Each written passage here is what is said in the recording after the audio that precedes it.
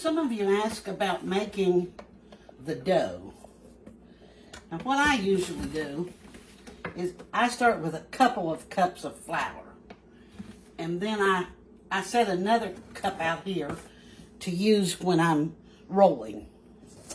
And then I just get the Crisco.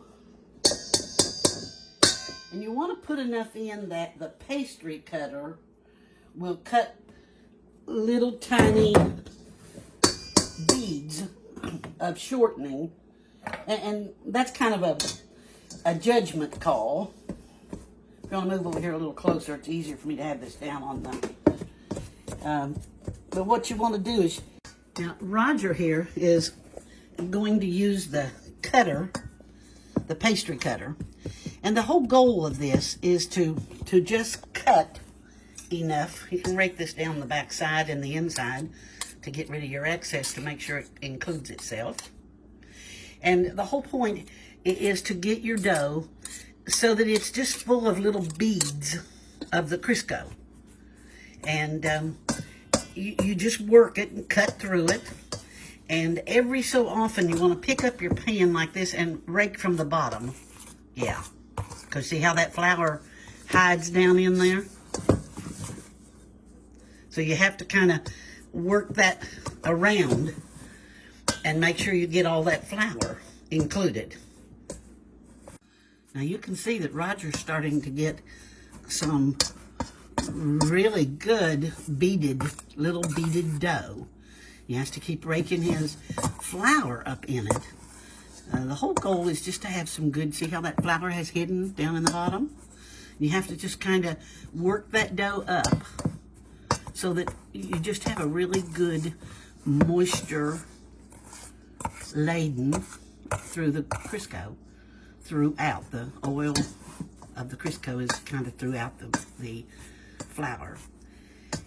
That pastry cutter that he has in his hand, to me, is the secret of pies. And that makes the job do what it ought to do. Okay, so once you've gotten your dough fixed, I usually just take my knife and clean up my cutter.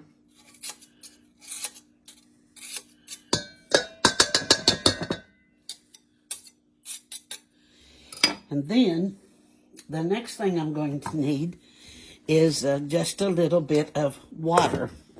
Now again, this is not always easy to judge. I usually put some water and kind of try to make it into dough and get my best estimate of when I've kind of got it good and wet. And I try to collect everything from in here. And I washed my hands a good 30 seconds with hand soap, because they say 21 seconds to 22 with good soap will kill all the germs. So if I'm putting my hand in something like a pie, I try to give it even extra. Sometimes I do a prayer or sing. And pies are something that people really enjoy.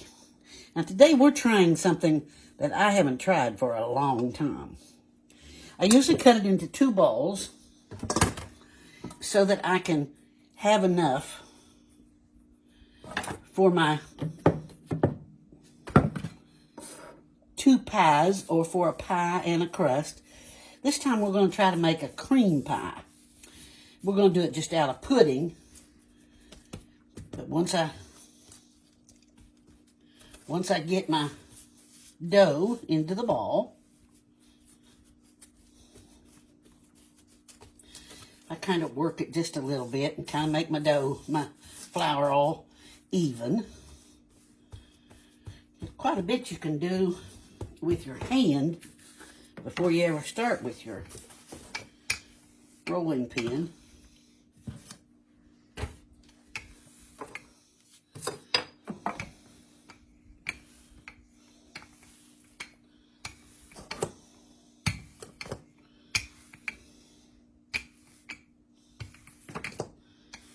Nice.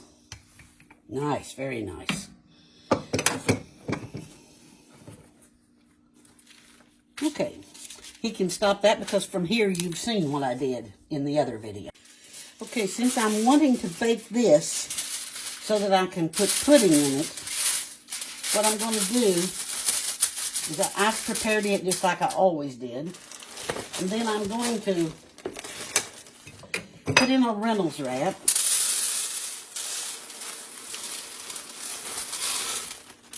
And just add some beans. Now, that's just to hold it down so that it won't all hoove up while you're baking it. So this is ready now to be baked and then ready to receive its pudding. Now, here are the pies and crackers baking. And this is just the cook and serve vanilla pudding on very low heat. I'm just letting it cook, which it's getting pretty well done right now.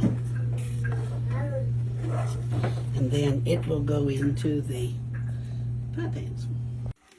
Here is the pie.